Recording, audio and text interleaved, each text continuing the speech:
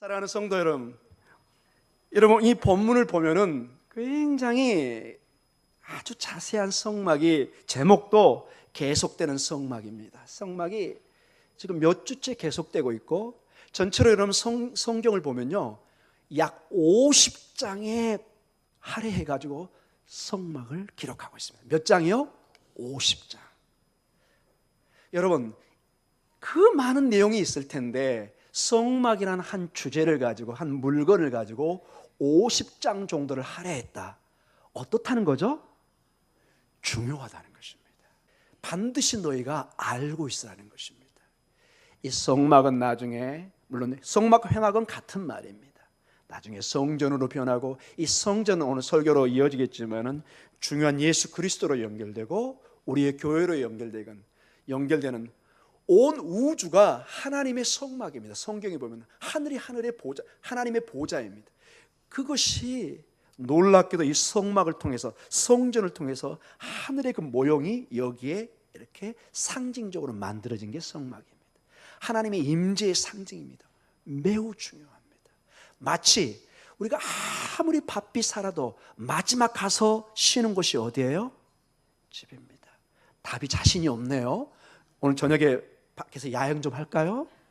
안 됩니다, 여러분. 여러분과 저에게는 집이 마지막 안식처입니다. 오죽했으면 여러분 과거에 가장 불행한 죽음을 객사라고 했겠습니까? 인생의 가장 불쌍한 인생이 집에서 운명을 다하지 못하는 것입니다. 그래서 제가 외국에 있을 때 그 한인들 살다 보면 이제 어르신들이 많이 오게 되거든요. 자녀를 따라와서. 항상 제가 교회에서 이렇게 상담하다 보면은 눈가에 눈물이 잡히면서 무슨 얘기를 하냐? 목사님, 이상하게 이제는 한국으로 가고 싶어요. 고향에 가서 좀 묻히고 싶어요. 그 얘기를 하시는 거예요. 차마 자녀들한테 그 말은 못 하는 거예요. 미안해가지고. 근데 마음은 이제 부모님 곁으로, 고향 곁으로 이렇게 가고 싶어 합니다. 내 집으로. 이게 사람의 기소 본능이라는 것입니다. 이게 본능이라는 것입니다, 여러분. 아무리 우리가 여기 서울에 와 있지만은 명절 때는 어디를 가고 싶어 하죠? 부모님이 계신 곳. 그것이 바로 고향이라는 것입니다. 이건 누구나 표현하지 않지만은 다 우리 마음속에 그것이 있는 것입니다. 성막도 하나님의 임재의 상징이고 하늘과 땅이 만나는 가장 중요한 이 상징적인 건물입니다. 물건입니다. 그래서 50장에 걸쳐서 전체적으로 조사를 해보면 성막에 대해서 마치 지루하도록 반복되는 내용들이 여러 군데 나와요. 그런데도 성경은 그대로 다 적어놨습니다.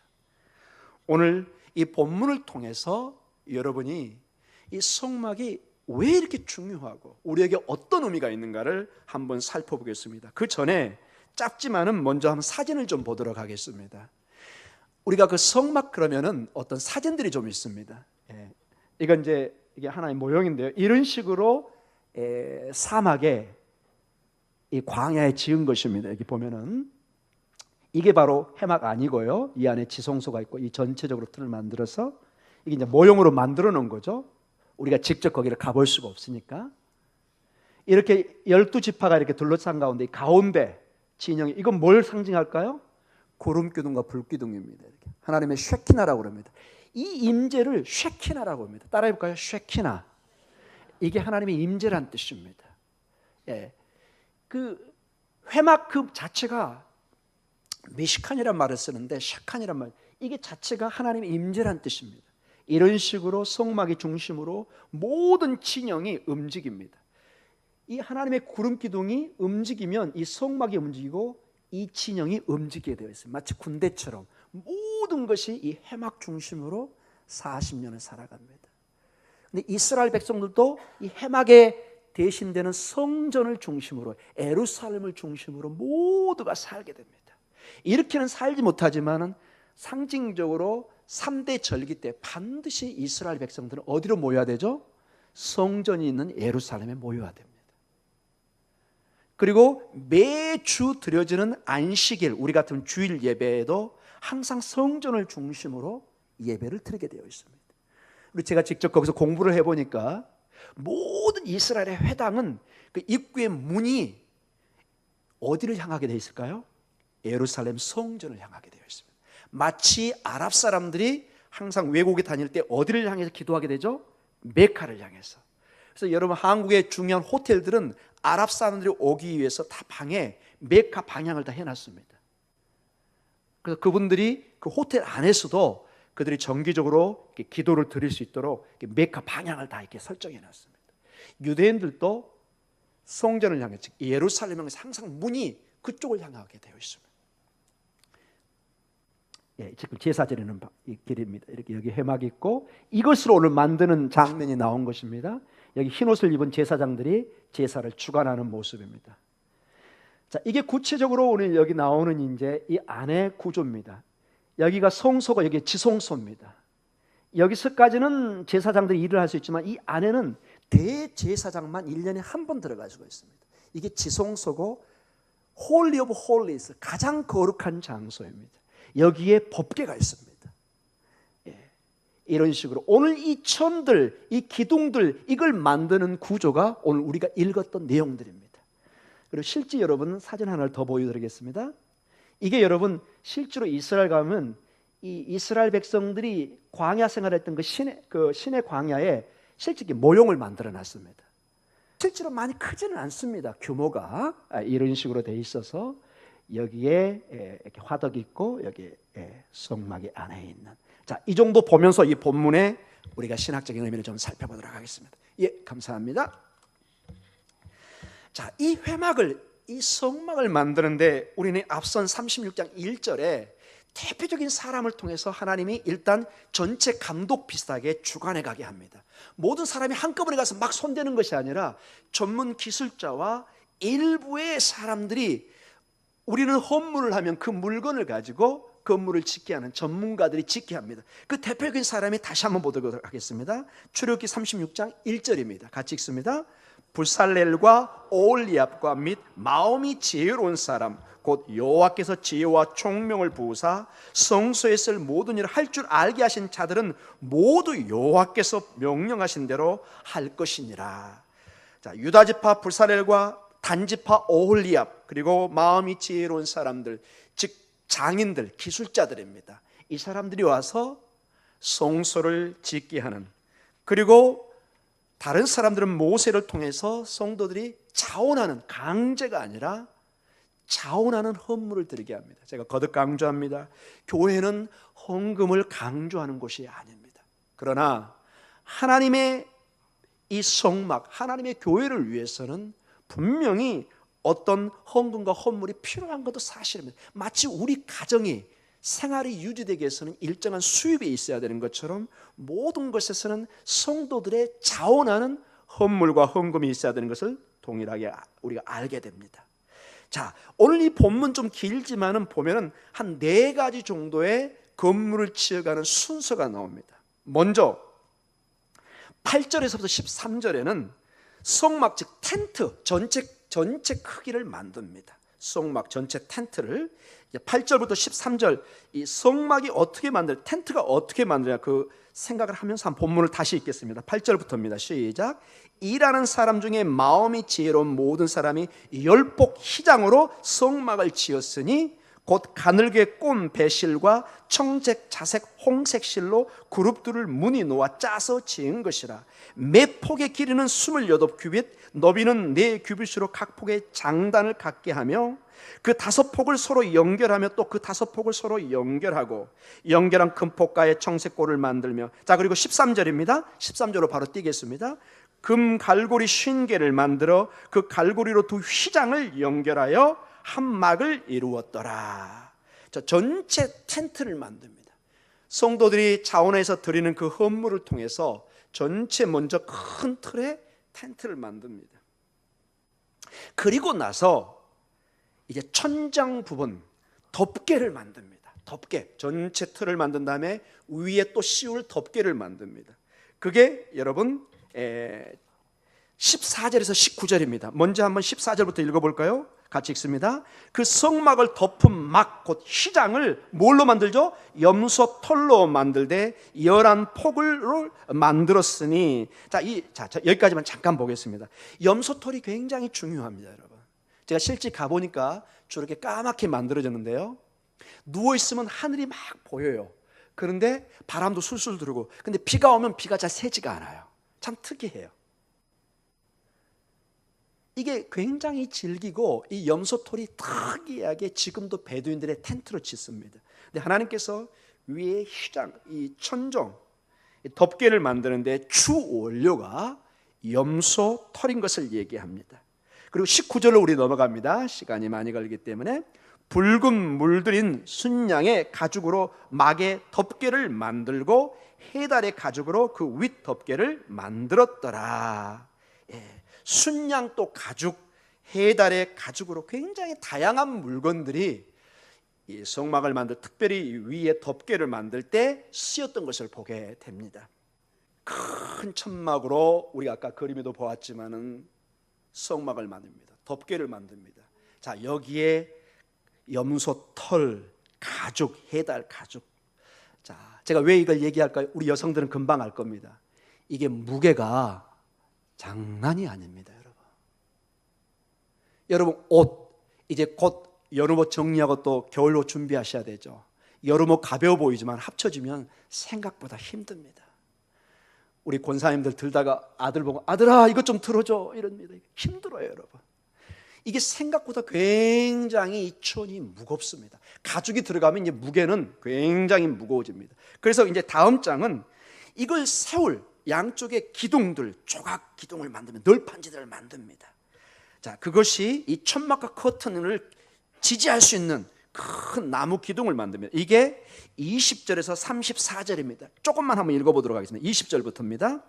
그가 또 조각목으로 성막에 세울 널판들을 만들었으니 각 판의 길이는 10규빗, 너비는 1규빗 반이요. 각 판에 두 쪽이 있어 서로 연결하게 하였으니 성막의 모든 판이 그러하며 성막을 위한 널판을 만들었을 때 나무로는 남쪽에 널판이 20개라. 예. 자, 26절 한번 띄워서 볼까요? 또 은 받침 40개를 만들었으니 곧 이 판 밑에도 받침이 둘이요 저 판 밑에도 받침이 둘이요. 그런 식으로 계속됩니다. 31절에 읽습니다. 그가 또 조각목으로 띠를 만들었으니 곧 성막 이쪽 널판을 위하여 5개요. 34절로 갑니다. 그 널판들을 금으로 싸고 그 널판에 띠를 꿰일 금고리를 만들고 그 띠도 금으로 쌌더라. 예, 굉장한 장식이 있지만 핵심은 전체 텐트를 지탱할 수 있는 기둥들을 만들어가고 있습니다. 아주 세세하게 기록하고 있습니다. 세세하게. 그리고 마지막으로 네 번째로는 거룩한 휘장을 만듭니다. 이게 바로 성소와 지성소를 가르는, 여러분 예수님께서 십자가에 돌아가셨을 때 뭐가 갈라지죠? 성소 휘장이 갈라집니다. 큰 천으로 만듭니다. 이건 항상 닫혀 있습니다. 뭐 한다고요? 항상 닫혀 있습니다. 이게 열어지면 큰일 나는 것입니다. 이 안은 절대로 보면 안 됩니다. 오직 대제사장만이 속죄일에 1년에 딱 한 번 들어가서, 이 제사장도 잘못하면 거기서 기록에 보면 즉사합니다. 그래도 제사장도 항상 조심하게 이 일을 보고 나와야 되는 그 거룩한 휘장이 오늘 35절에서 38절로 그려지고 있어요. 이건 짧으니까 전체를 한번 보도록 하겠습니다. 35절입니다. 그가 또 청색, 자색, 홍색 실과 가늘의 꼼 배실로 휘장을 짜고 그 위에 그룹들을 정교하게 수놓고 조각목 네 기둥을 만들어 금으로 쌌으며 그 갈고리는 금으로 기둥의 네 받침은 은으로 부어 만들었으며 청색, 자색, 홍색 실과 가늘게 꼰 배실로 순과 장막 문을 위하여 휘장을 만들고 휘장물의 기둥 5과 그 갈고리를 만들고 기둥 머리와 그 가름대를 금으로 쌌으며 그 5 받침은 노시였더라. 아멘. 자, 우리는 전체적으로 지금 구약의 성막이 지어가는 과정을 살펴보고 있습니다. 자, 왜 이렇게 성막을 길게 좀 지루하다시피 별로 중요하지 않는 것 같은데 길게 설명하고 있습니다. 결국 성경 저자가 얘기하는 것은 그만큼 중요하고, 사실은 이 성막은 하나님의 하늘의 보좌, 그 성막을, 하나님의 집을 그대로 본따서 이 땅에 하나님의 거주하는 임재의 상징이라는 것을 분명히 말씀해 주고 있습니다. 성경은 분명하게 이 땅의 성소가 하늘의 성소를 그대로 본따서 지었다는 본문의 말씀이 있습니다. 우리 히브리서 8장 5절을 같이 한번 읽도록 하겠습니다. 구약의 주석서라고 하는 이 히브리서에 정확하게 이 문제를 다루고 있습니다. 히브리서 8장 5절입니다. 같이 읽습니다. 그들이 섬기는 것은 하늘에 있는 것의 모형과 그림자라. 모세가 장막을 지으려 할 때 지시하심을 얻음과 같으니 이르시되 삼가 모든 것을 산에서 내게 보이던 본을 따라 지으라 하셨느니라. 아멘. 모세에게 지시한 이 모든 것이 하늘에 있는 것의 뭐라고요? 모형과 그림자라는 것입니다. 히브리서 8장 5절입니다. 즉 하늘에 실제가 있고 그 모형과 그림자로서 여기에 상징적으로 성막이 있다는 것입니다. 이게 히브리서 저자의 정확한 진단입니다. 우리가 알지 못하지만 우리가 알지 못하는 가운데 하늘에 하나님의 보좌가 있습니다. 그건 우리가 알 수 없는 영역입니다. 성경에 분명히 창세기 그렇게 나오죠. 태초에 하나님이 천지를 창조한다. 베레시트 바라 엘로힘 에타 샤마임 에타 에레츠. 샤마임, 언뜻 볼 때 우리가 보는 이 하늘 같지만 성경이 말하는 그 하늘은 단순한 이 하늘이 아닙니다.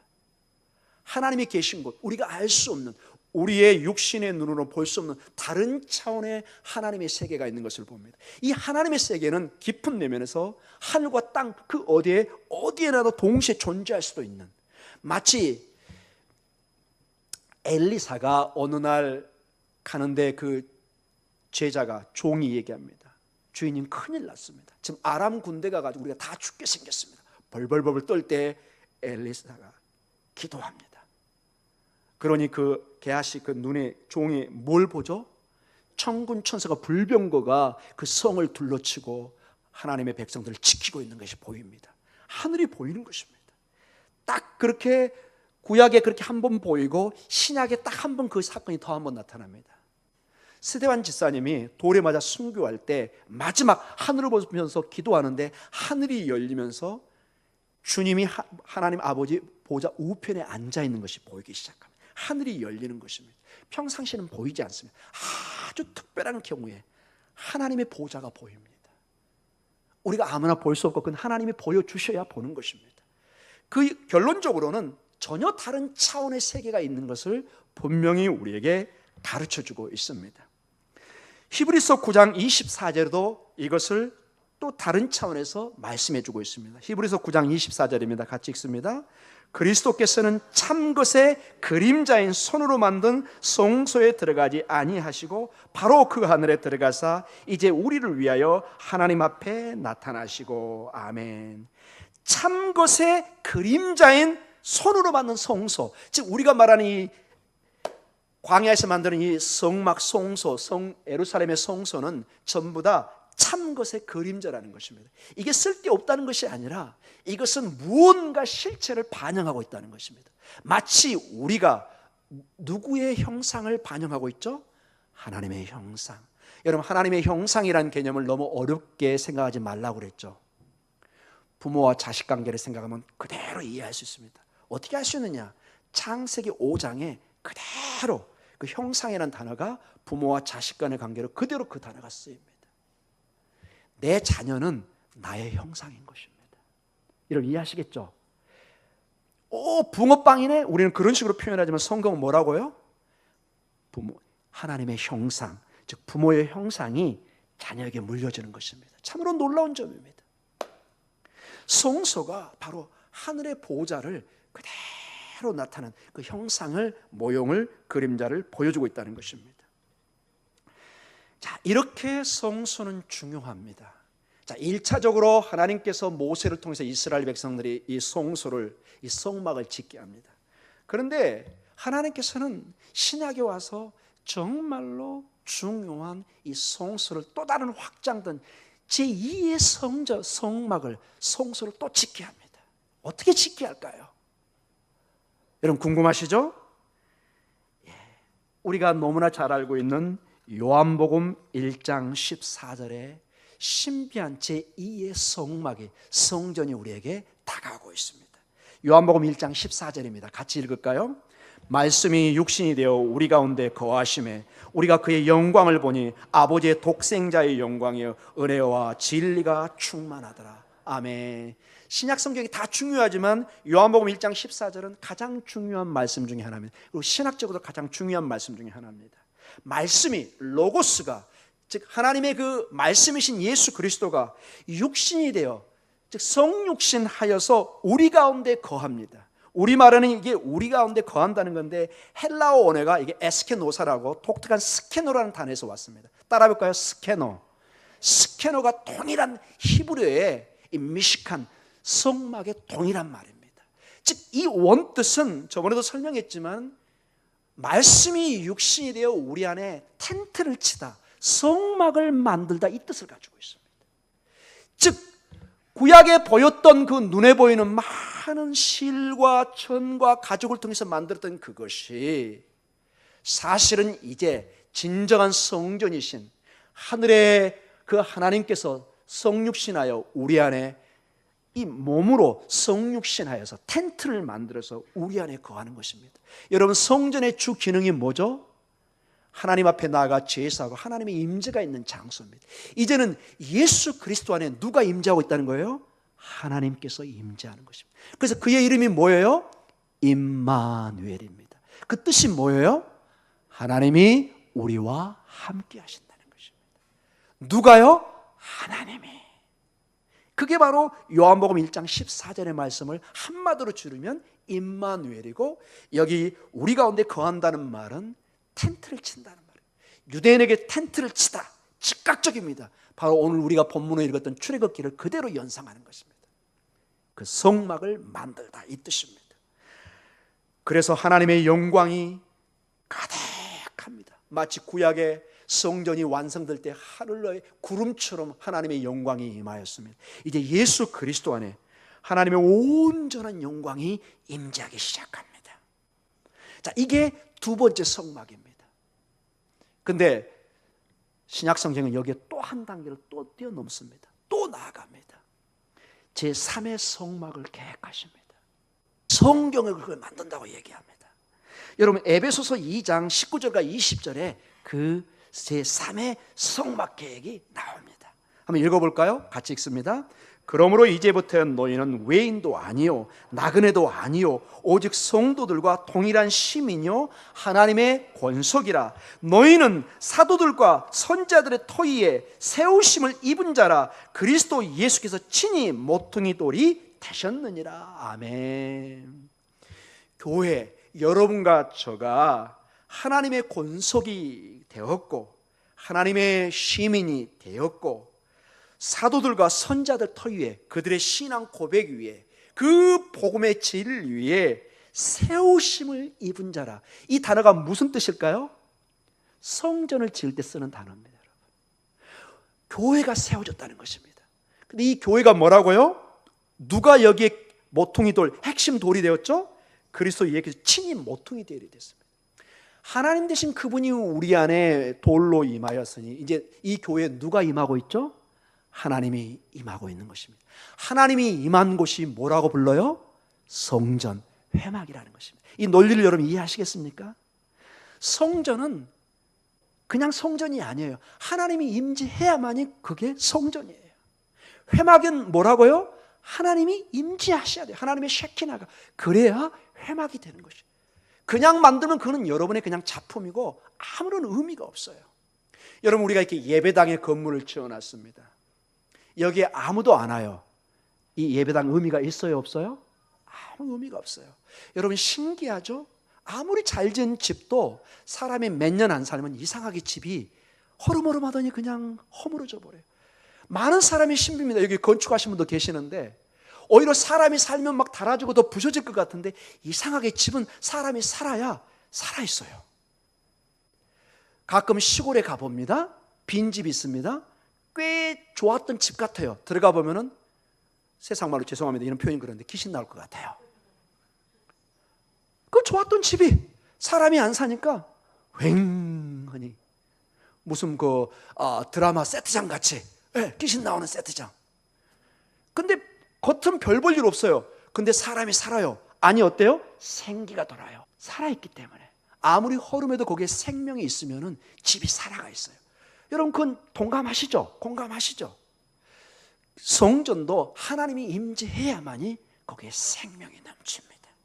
우리 교회도 하나님이 임재하셔야만이 여기에 역동적인 복음의 능력이 나타날 줄 믿습니다. 고린도전서 6장 19절에 보면은 좀 더 명확하게 이런 말씀이 나옵니다. 같이 한번 읽어볼까요? 너희 몸은 너희가 하나님께로 받은 바 너희 가운데 계신 성령의 전인 줄 알지 못하느냐? 너희는 너희 자신의 것이 아니라. 성령의 전, 뭘 말해요? 성전입니다. 교회라는 것입니다. 여러분과 제가 함부로 살아서는 안 되는 게, 이게 우리의 가치가 전혀 달라졌습니다. 여러분이 성경에 보면 왕 같은 제사장입니다. 여러분이 믿든 안 믿든 예수 안에 있으면 놀라운 변화를 일으킨다니까요, 여러분. 할렐루야. 전혀 다른 신분이라니까요. 제가 늘 얘기하잖아요. 제발 그 여러분의 정체성을 깨달아 달라.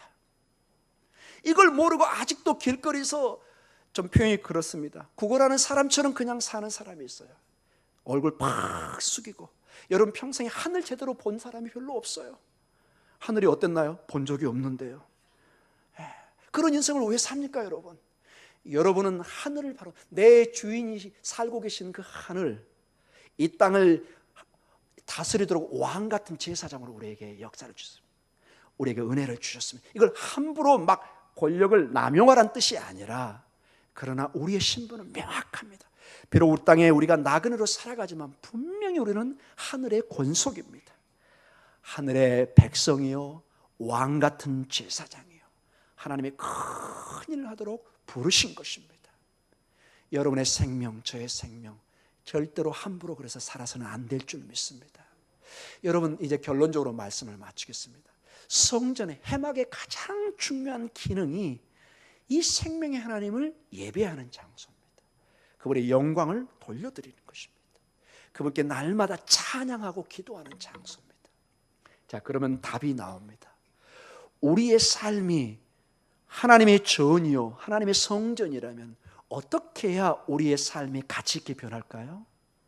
여러분과 제 삶이 하나님 앞에 예배하는 삶, 찬양하는 삶, 감사하는 삶, 주의 생명의 말씀을, 여러분 지성소에 가장 핵심에 있었던 것이 법궤입니다. 법궤의 핵심이 뭐죠? 모세오경, 하나님의 말씀입니다.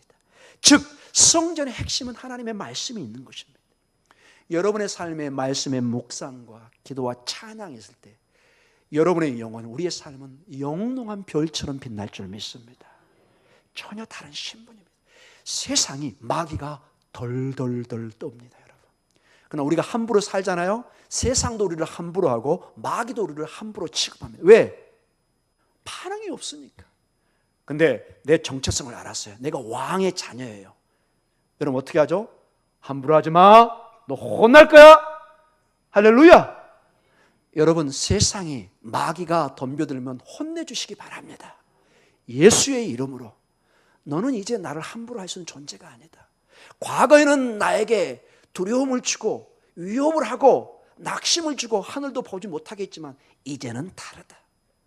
내가 말씀을 보고 예수 그리스도의 진리 아래 보니까 나의 존재가 얼마나 귀하게 됐는지.